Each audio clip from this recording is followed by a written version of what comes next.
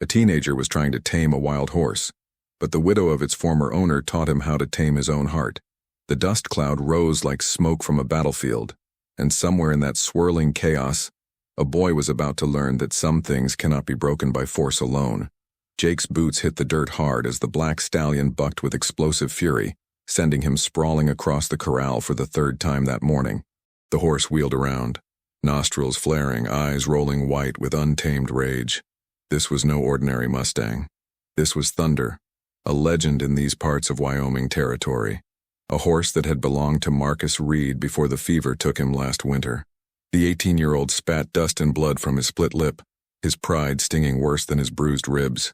He had been trying to break Thunder for 2 weeks now, ever since he had convinced the bank to let him work off the debt on the Reed property. The foreclosure papers sat on the kitchen table like a death sentence, but Jake believed he could change everything if he could just tame the most valuable horse in the county. What he didn't know was that someone had been watching him fail from the shadow of the barn every single morning. Catherine Reed stepped into the sunlight, her worn leather boots crunching on the packed earth. At 40, she carried herself with the quiet strength of a woman who had buried a husband and learned to survive in a world that offered widows little mercy. Her dark hair was pulled back severely, revealing the sharp angles of a face that had once been called beautiful, but now bore the weight of too many hard seasons. "You're going about it all wrong," she said, her voice cutting through the morning air like a blade. Jake scrambled to his feet, embarrassment flushing his face red beneath the dirt. He had assumed the Reed place was empty, that the widow had already moved back east like everyone said she would. The sight of her standing there watching his humiliation made his jaw clench with stubborn pride. "I can handle him," Jake said, reaching for the rope coiled at his feet. Catherine's eyes followed the angry welts across Thunder's flanks, the foam at his mouth, the wild panic in his movements. She had seen her husband work with this horse, had watched Marcus spend months earning Thunder's trust before the animal would even accept a halter. This boy was trying to break what her husband had spent years understanding. "He was never meant to be broken," she said quietly. Marcus knew that. The mention of her dead husband hit Jake like a physical blow. Everyone in Sweetwater knew the story. Marcus Reed had been the finest horseman in 3 counties, a man who could gentle the wildest Mustang with nothing but patience and respect. His death had left more than just a widow behind. It had left a legacy that Jake was now destroying with his crude attempts at dominance. Thunder paced the far side of the corral, his magnificent black coat slick with sweat and fear. He was a creature built for freedom, captured and corralled but never truly tamed. In his eyes burned the same desperate wildness that Jake recognized in his own reflection, the need to prove something to a world that had already written them both off. "Then how?" Jake asked, his voice barely above a whisper. Catherine studied the boy's face, seeing past the bravado to the raw desperation underneath. She recognized that look, had worn it herself in the months after Marcus died when the creditors came calling and the neighbors whispered about the poor widow, who would never manage on her own. This boy was fighting the same battle she had fought, trying to prove his worth in a world that measured men by their ability to dominate and conquer. "Trust," she said simply. "But first, you have to earn it." Over the following days, Catherine began teaching Jake lessons that had nothing to do with horses and everything to do with the kind of man he wanted to become. She showed him how to approach Thunder with empty hands and an open heart, how to read the subtle language of the animal's body, how to offer partnership instead of demanding submission. The work was slower than Jake had ever imagined possible. While other young men his age were proving themselves in saloons and cattle drives, he spent his mornings learning to stand perfectly still, while Thunder decided whether to trust him enough to come closer. Catherine watched from the fence, offering guidance with the patience of someone who understood that the most important victories cannot be rushed. "Your father was a rancher," Catherine observed one afternoon as Jake stood motionless in the center of the corral, waiting for Thunder to approach. "Tried to be," Jake replied without moving, his eyes fixed on the horse. "Lost everything in the drought of '78. Died trying to start over." Catherine nodded, understanding more than she revealed. She had heard the story, knew about the boy who had been working odd jobs around town since he was 14, carrying the weight of his father's failure like a stone in his chest. She recognized the desperate hunger in his eyes because she had felt it herself, the need to prove that failure was not hereditary. Thunder took a tentative step forward, then another. His ears were pricked forward now, curiosity beginning to overcome fear. Jake remained perfectly still, letting the horse make the choice, offering nothing but patient presence. "He's starting to trust you," Catherine said softly. But as Jake began to succeed with Thunder, the rest of his world started falling apart. The bank had grown impatient with his arrangement, and word came that the Reed property would be auctioned regardless of his efforts. The other hands in town began to whisper about the boy who spent his days with the pretty widow instead of doing honest work. The talk was cruel and cutting, the kind of gossip that could destroy reputations in a small town. Jake felt the pressure mounting like storm clouds on the horizon. His attempts to save the Reed place were being seen as something else entirely, something that made his face burn with shame when he heard the whispers in the general store. The age difference between him and Catherine became a weapon in the mouths of people who had nothing better to do than tear down others' efforts at redemption. "Maybe I should stop coming around," Jake said one morning after a particularly brutal encounter with some cowboys who had made their opinions known in graphic detail. Catherine looked up from the bridle she was mending, her fingers steady despite the tremor of anger in her voice. "Is that what you want?" Jake couldn't meet her eyes. At 18, he was old enough to work like a man, but still young enough to care desperately about what others thought of him. The shame of being seen as some kind of fortune hunter or worse made his stomach twist with humiliation. Thunder chose that moment to approach the fence where Jake stood, the horse's velvety nose nudging his shoulder with gentle insistence.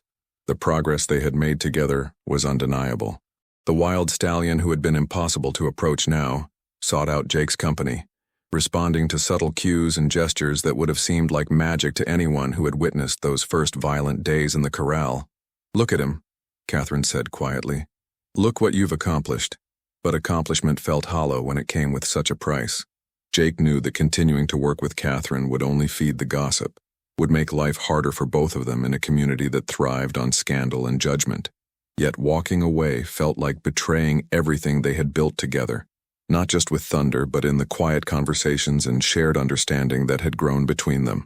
The crisis came to a head on a scorching afternoon in late July when Catherine found Jake packing his few belongings into a worn saddlebag. His face was set in hard lines that made him look older than his 18 years, but she could see the boy underneath, the one who was running away rather than facing the consequences of caring about something bigger than himself. "The auction is next week," Jake said without looking at her. "Better for everyone if I'm not around when it happens." Catherine stood in the doorway of the bunkhouse, her silhouette framed against the blazing sun. She had known this moment would come, had seen it building in the way Jake's shoulders tensed when they passed people in town, in the defensive set of his jaw when he thought she wasn't looking. "You think running away makes you a man?" she asked. The question hit Jake like a physical blow, bringing his head up sharply. In her voice he heard echoes of his father, of every disappointed adult who had ever looked at him and found him wanting. But there was something else there too, a challenge that cut deeper than simple criticism. "I think staying makes things worse for you," he replied, his young voice trying for dignity, but betraying the hurt underneath. Catherine stepped into the small room, her presence filling the space with the kind of quiet authority that came from years of surviving alone. She had spent months after Marcus's death listening to similar whispers, enduring the speculation about what the young widow would do, how she would manage, whether she would remarry quickly or slowly sink into poverty and disgrace. "Let me tell you something about what people say," she began, her voice steady and sure. "They said I would lose this place within 6 months of Marcus dying. They said a woman had no business trying to run a horse ranch. They said I should sell out cheap and move back east where I belonged." Jake's hand stilled on his packing, drawn despite himself into her story. "They said a lot of things," Catherine continued, "but they never said I couldn't choose my own path." She moved to the small window, looking out at the corral where Thunder grazed peacefully, no longer the wild, panicked creature who had terrorized every cowboy brave enough to try breaking him.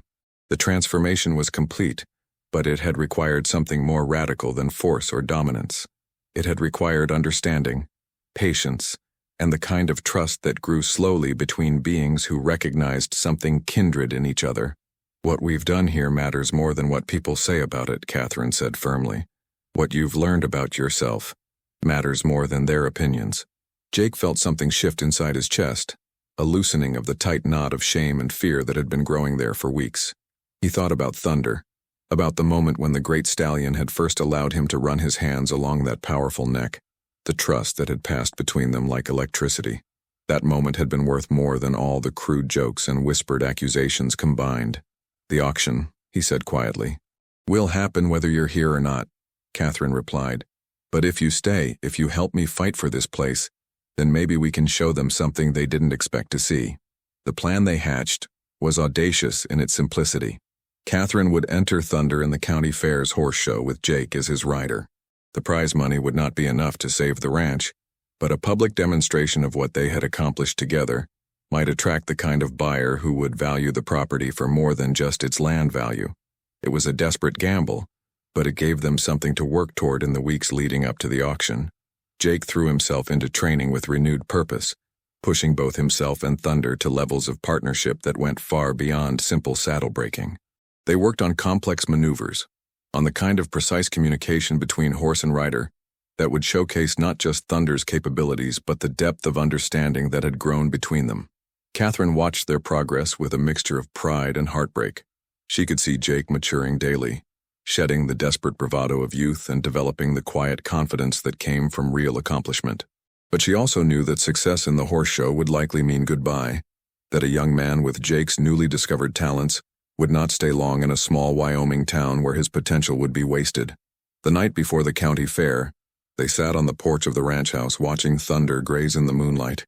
The silence between them was comfortable now, filled with the understanding of two people who had worked toward a common goal and found something neither had expected to discover. "Whatever happens tomorrow," Catherine said quietly, "you should know that you saved more than just a horse." Jake looked at her in the silver light, seeing not the widow he had first encountered but the woman who had taught him that strength came in many forms, that patience was more powerful than force, and that the opinions of small minds mattered less than the respect of those whose judgment was worth having. "You saved more than just a ranch," he replied. The county fair dawned bright and clear, with the kind of perfect weather that seemed to promise good fortune. Jake felt his nerves singing as he saddled Thunder, but the horse was calm and focused, responding to every subtle cue with the precision of a partner rather than a conquered animal. Catherine stood at the fence, her face composed, but her hands gripping the rail with white-knuckled intensity. The competition was fierce, with riders from across the territory showing off their finest horses and most impressive skills. But when Jake and Thunder entered the arena, something magical happened. The crowd fell quiet as they witnessed a partnership that transcended mere training, a harmony between human and animal that spoke to something primal and beautiful about the relationship between man and nature. Thunder moved like flowing water, responding to Jake's slightest touch with graceful precision. They wove through complex patterns, demonstrated sudden stops and perfect pivots, showed the kind of trust that allowed horse and rider to function as a single entity. It was not just a display of skill but a testament to patience, understanding, and the kind of gentle strength that built bridges instead of walls. When they finished, the applause was thunderous, but Jake heard only Catherine's voice calling his name. He saw her face shining with pride, and knew that whatever happened next, they had accomplished something that would matter long after the fair was over and the ranch was sold. They won, of course. Thunder's performance was so superior to the competition that the judges had no choice, and the prize money, while not enormous, was substantial enough to attract attention from horse breeders across the territory. But more importantly, their victory had demonstrated something that changed how people saw both of them. Jake was no longer the desperate boy trying to prove himself through dominance and force. He had become a young man whose skills with horses were matched by his character, whose patience and wisdom seemed to belong to someone much older. Catherine was no longer seen as the failing widow struggling to maintain her deceased husband's legacy. She was recognized as the teacher who had shaped raw talent into something extraordinary, the woman whose knowledge and insight had created a partnership that others could only admire. The auction was canceled. A consortium of horse breeders, impressed by what they had witnessed at the fair, made an offer to buy into the ranch as partners rather than purchasers, providing the capital Catherine needed to expand operations while allowing her to maintain ownership and control. It was more than she had dared hope for, a solution that preserved both her independence and her future. But success brought its own challenges. Jake's reputation as a horse trainer spread quickly, and offers began arriving from ranches and breeding operations across the West. The opportunities were substantial, The kind of chances that could set up a young man for life if he was willing to leave Sweetwater behind and make his mark in the wider world. "You have to go," Catherine told him one evening as they reviewed the latest offer. This one from a prestigious operation in California that promised not just good money, but the chance to work with some of the finest horses in the country. Jake looked up from the letter, his face showing the conflict that had been tearing at him since the offers started arriving. At 19 now, he was old enough to understand that opportunities like these did not come often, that turning them down might mean settling for a smaller life than his talents deserved. "The ranch needs me," he said, but they both knew it was not entirely true anymore. Catherine had her new partners, had established relationships with buyers and trainers, had proven that she could manage both the business and the horses with skill that commanded respect throughout the territory. "The ranch needs you to become the man you're capable of being," Catherine replied gently, "and that might mean leaving here to find out who that is." The decision was the hardest Jake had ever faced. Staying meant comfort, familiarity, and the continued partnership with the woman who had taught him everything important he knew about horses and himself. Leaving meant uncertainty, challenge, and the terrifying possibility of discovering that his skills might not translate to bigger stages and higher stakes. In the end, it was Thunder who helped him decide. The great stallion who had once been wild and untamable had grown into something magnificent under Jake's patient guidance. But Catherine was right that he needed room to become everything he was capable of being. Jake realized that he was facing the same choice Thunder had faced in those early days, whether to accept the limitations of his current circumstances or trust enough to reach for something larger. He left on a crisp October morning, riding Thunder toward the railroad station where a cattle car waited to transport them to their new life in California. Catherine stood on the porch of the ranch house, watching them disappear into the distance with the same mixture of pride and loss that she had felt watching Marcus ride away on his final cattle drive. But this was different. Marcus had ridden toward death without knowing it, toward an ending that left nothing but grief and struggle behind. Jake was riding toward a beginning, toward the fulfillment of potential that she had helped nurture from desperate wildness into focused strength. 5 years later, Jake returned to Sweetwater as one of the most respected horse trainers in the West. He was 24 now, his reputation established through consistent success with difficult animals and his ability to teach others the patient methods Catherine had shown him. He had offers to establish his own breeding operation, to partner with investors who recognized his unique talents, to build something that would cement his place among the elite horsemen of his generation. Catherine met him at the train station, and in her face he saw the same quiet strength that had first captured his attention, now enhanced by the confidence that came from years of successful independence. The Reed Ranch had prospered under her management and the partnership arrangement, becoming known throughout the territory for producing horses trained with the gentle methods she and Jake had pioneered together. "You came back," she said simply. "I came home," Jake replied. The years had changed them both, had given Jake the maturity and experience he needed to match his talents, had proven to Catherine that she was capable of far more than survival. The age difference that had once seemed like an insurmountable barrier now felt like a natural complement. Two people who had grown into themselves through different paths, but arrived at the same understanding of what mattered most. Thunder was older now too, his black coat touched with silver, his movement still graceful but lacking the explosive power of his youth. He greeted Jake with the quiet affection of an old friend, nuzzling his shoulder with the same gentle insistence he had first shown years earlier when their partnership was new and fragile.